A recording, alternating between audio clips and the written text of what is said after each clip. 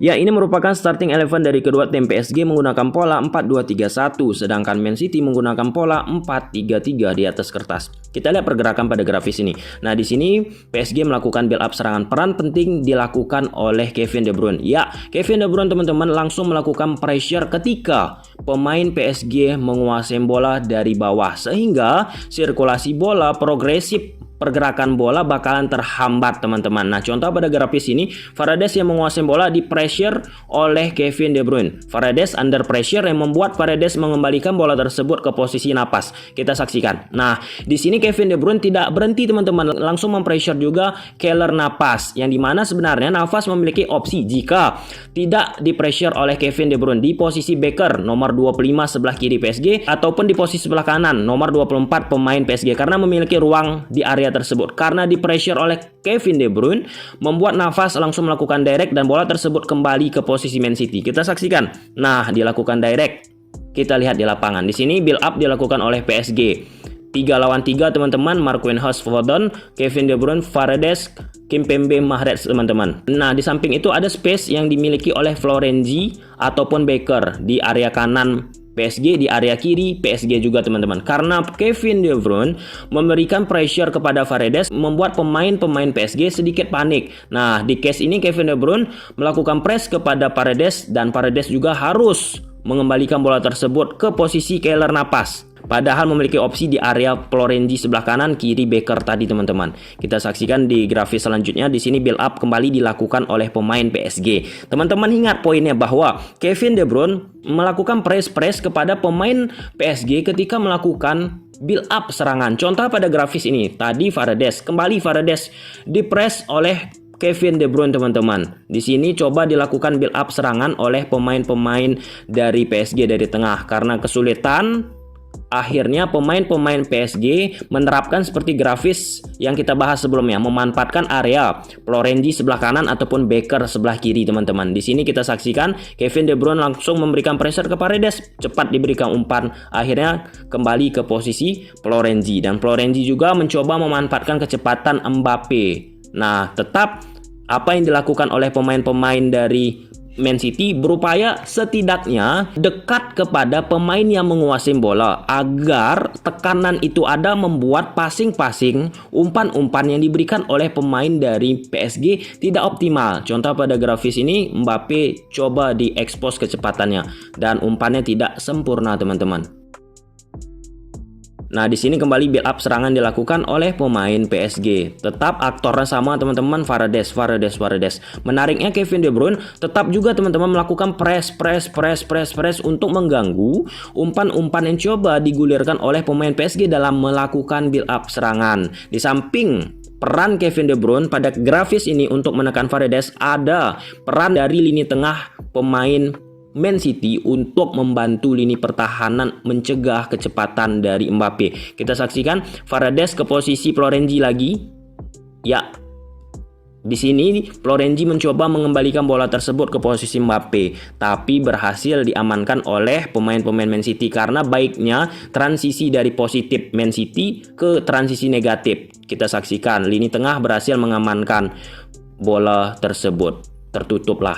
Nah, di sini akhirnya teman-teman pemain PSG berhasil mencetak gol dari bola mati. Di samping memang pergerakan yang sangat luar biasa dari Marquinhos. Nah, di sini teman-teman Gundogan menjaga pergerakan Marquinhos, sedangkan di sini Neymar melakukan pergerakan untuk menuju ke tiang dekat. Sedangkan posisi Neymar yang sudah menuju tiang dekat diisi oleh Marquinhos. Seperti koneksi teman-teman, nah, perpindahan posisi. Kita saksikan Neymar langsung ke posisi Marquinhos dan berbuah gol.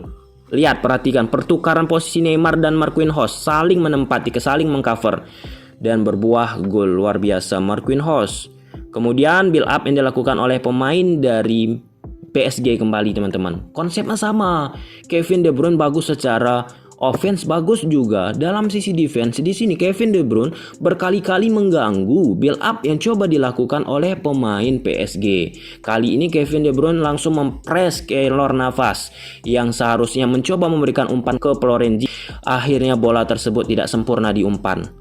Good job. Kembali teman-teman, build up yang dilakukan oleh pemain Man City. Kembali aktornya sama, Kevin De Bruyne. Diberi instruksi untuk terus menekan pemain PSG akan mencoba membangun serangan dari bawah. Dan umpan yang diberikan Keylor Navas juga tidak sempurna akhirnya. Ya, di press.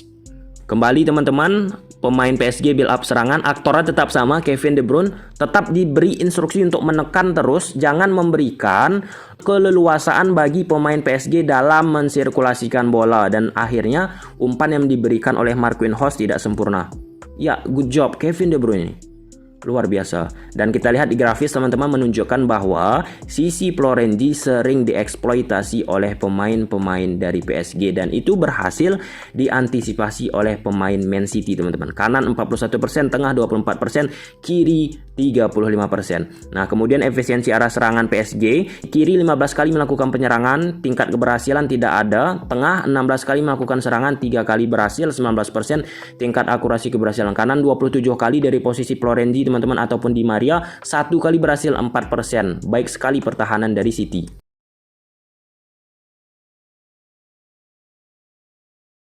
Kemudian ini merupakan build up serangan coba dilakukan oleh pemain Man City. Kita lihat pergerakan pada grafis ini. Ya, di sini Man City seperti biasa teman-teman menggeser posisi Cancelo ke tengah dalam keadaan build up serangan. Jadilah pola build up mereka 3-2-5. Hal seperti ini standar dilakukan oleh Pep Guardiola seperti yang kita analisis di match Man City sebelumnya. Nah, di sini peran Cancelo sangat-sangat vital dalam mengalirkan bola teman-teman. Di samping itu, Man City coba memanfaatkan area lebar lapangan dan itu terus-menerus dilakukan. Kenapa itu dilakukan? Karena pemain Man City di area wide sebelah kanan ataupun lebar lapangan kanan, lebar lapangan kiri selalu memiliki pemain yang cukup untuk melawan pemain-pemain PSG. Kita lihat di lapangan. Build up coba dilakukan oleh pemain Man City. Teman-teman saksikan 3 back di belakang, Cancelo masuk ke tengah sebagai full inverted fullback. Sedangkan 5 di depan teman-teman untuk mencalon satu persatu lini belakang dari PSG yang dimana mereka kalah jumlah. 4 pemain belakang melawan 5 pemain depan Man City teman-teman. Di sini Cancelo menguasai bola memberikan umpan di posisi Gundogan sembari memanfaatkan keunggulan pemain 2 lawan 1 ataupun 3 lawan 2 pemain dari PSG. Kita saksikan Cancelo ke posisi Gundo. Ini masuk nih build up dari pemain Man City. Di sini kembali guys, build up serangan dilakukan oleh pemain Man City. 6 lawan 2 pemain teman-teman.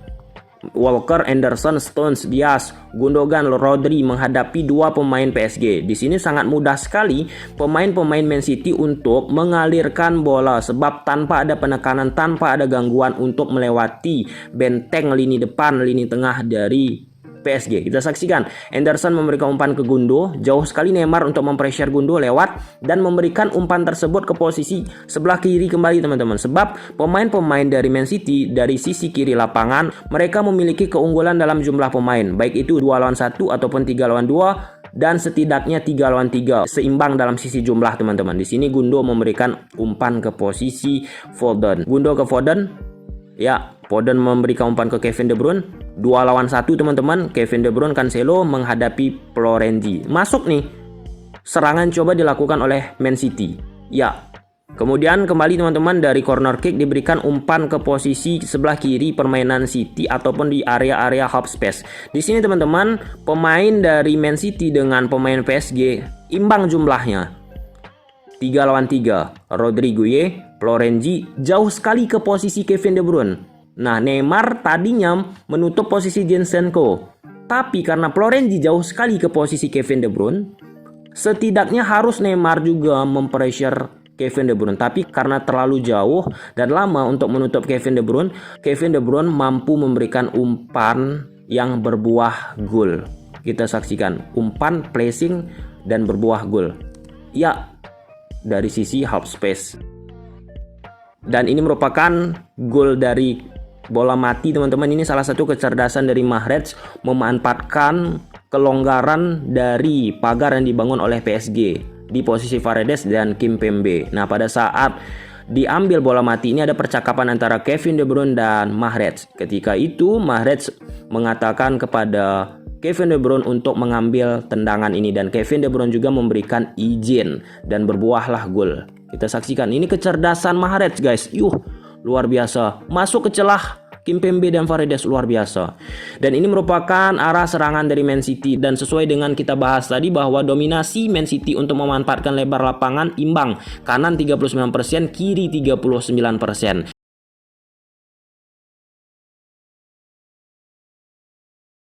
Dan ini merupakan presisinya permainan dari Pep Guardiola, teman-teman. Nah, ketika pemain-pemain PSG melakukan transisi dari bertahan ke menyerang dengan memanfaatkan kecepatan, pemain-pemain Man City langsung melakukan tactical foul untuk menghentikan transisi yang dilakukan oleh pemain PSG, teman-teman. Kita saksikan di sini Cancelo langsung melanggar Mbappe sehingga pertandingan ini berhenti dan organisasi pertahanan dari Man City bakalan kembali ke seperti semula. Kita saksikan Cancelo melanggar Mbappe, berhenti pertandingan.